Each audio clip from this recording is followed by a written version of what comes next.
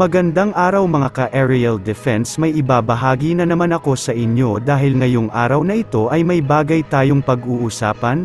Resupply boats ng AFP na ginamit sa West Philippine Sea nakabalik na. Pero bago tayo magpatuloy, wag mo muna kalimutan mag-like, share, and subscribe. Paki-follow at like muna ng aming page na nasa description na ang link. Isang good news ito mga ka-aerial dahil ang resupply boats ng AFP na naghatid ng food supplies at iba pa, ligtas na nakabalik sa mainland Palawan. Ligtas na nakabalik kahapon, August 23, ang mga resupply mission boat na Anaiza May 1 at Anaiza May 2 mula sa paghahatid ng pagkain at iba pa sa BRP Sierra Madre sa Ayungin Shoal sa West Philippine Sea. Sinalubong ang mga ito at kanilang crew ni Vice Admiral Alberto Carlos, ang commander ng Western Command, at ni Commodore Alan Javier, ang commander ng Naval Forces West.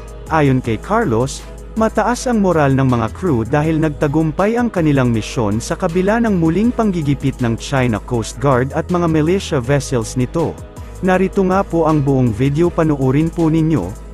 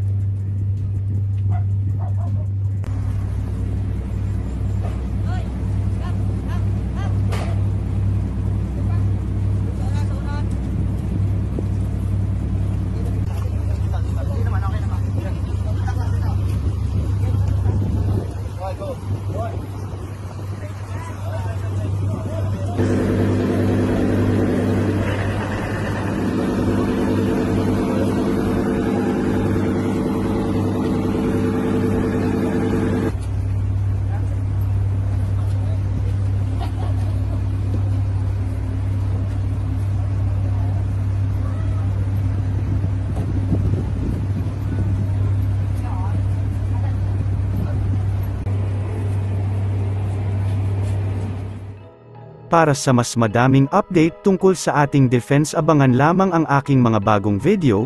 Para naman sa mga gusto magpa-shoutout, mag-comment lamang po at share. Paki-follow at like muna ng aming page na nasa description na ang link.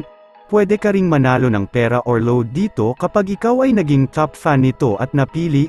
Huwag mo na rin kalimutan mag-like, share, and subscribe. Pindutin mo na rin ang bell para updated kayo sa aking mga video. Maraming salamat po.